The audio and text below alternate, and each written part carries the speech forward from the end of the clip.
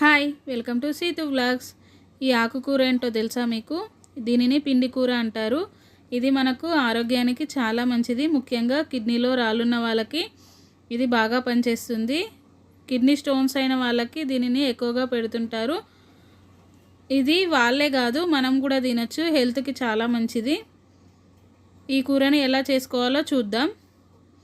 ముందుగా ఆకులను వాష్ చేసుకొని తర్వాత ఇలా కట్ చేసుకొని పెట్టుకోవాలి.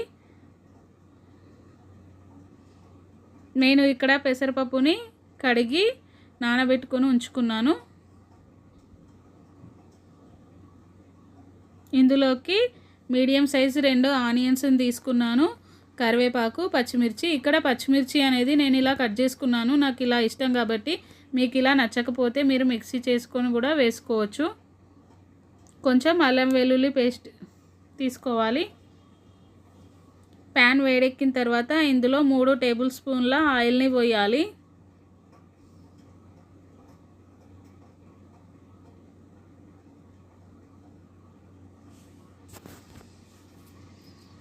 ఆయిల్ కొంచెం వేడెక్కిన తర్వాత ఇందులో ఆనియన్స్ని వేయాలి. ఫస్ట్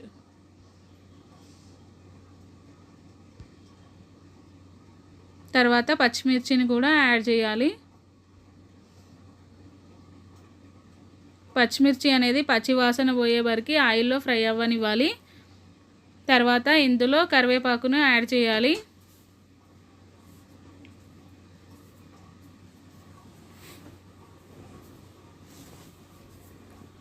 వన్ స్పూన్ అల్లం వెల్లుల్లి పేస్ట్ని యాడ్ చేసుకోవాలి. ఇక్కడ అల్లం వెల్లుల్లి పేస్ట్ అనేది పచ్చి వాసన పోయే వరకు ఆయిల్లో ఫ్రై అవ్వనివ్వాలి. తర్వాత కొంచెం పసుపును యాడ్ చేసుకోవాలి.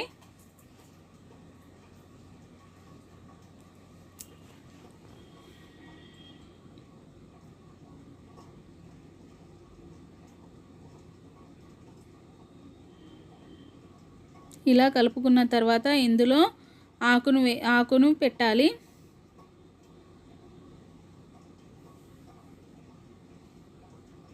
ఇలా మొత్తం ఆకును వేసుకొని ఒకసారి కలుపుకోవాలి.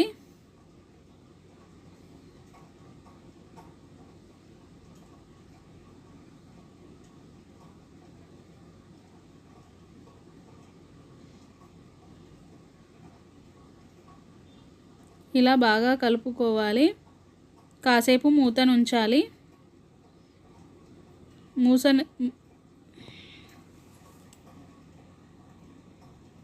ఇక్కడ కింద మాడుతూ ఉంటుంది, మధ్య మధ్యలో కలుపుతూ ఉండాలి. తర్వాత దీంట్లోకి పెసరపప్పును యాడ్ చేసుకోవాలి.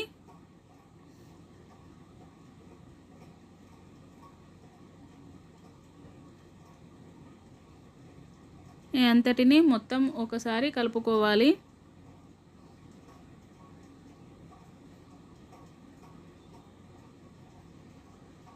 మధ్య మధ్యలో కలుపుతూ ఉండాలి. ఇందులో 2 స్పూన్ల సాల్ట్ని యాడ్ చేసుకోవాలి. ఈ మొత్తాన్ని ఒకసారి కలుపుకొని మూతను పెట్టుకోవాలి.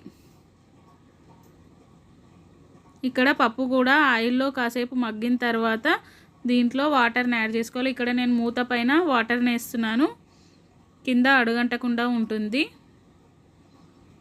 కాసేపటి తర్వాత ఈ వాటర్ని నేను కర్రీలో వేస్తున్నాను.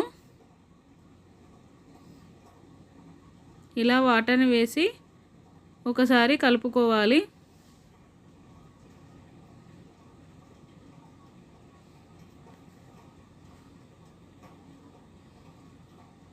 మళ్ళీ కాసేపు మూతను పెట్టుకొని ఉంచుకోవాలి.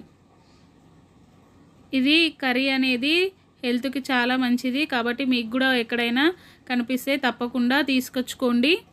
తెచ్చి ఇలా కర్రీ చేసుకొని ట్రై చేసి ఎలా ఉందో నాకు కామెంట్ రూపంలో చెప్పండి. నా వీడియోస్ కనుక మీకు నచ్చినట్లయితే లైక్ చేయండి, షేర్ చేయండి, సబ్స్క్రైబ్ చేసుకోండి. ఇక్కడ పప్పు అనేది ఇలా ఉడికిపోవాలి. అంతే, వేడి వేడి పిండి కూర రెడీ. ఈ కూర అన్నంలోకి కానీ చపాతీలోకి కానీ చాలా బాగుంటుంది. మీరు కూడా ఒకసారి చేసుకొని ఎలా ఉందో నాకు కామెంట్ చేయండి. Thank you for watching this video.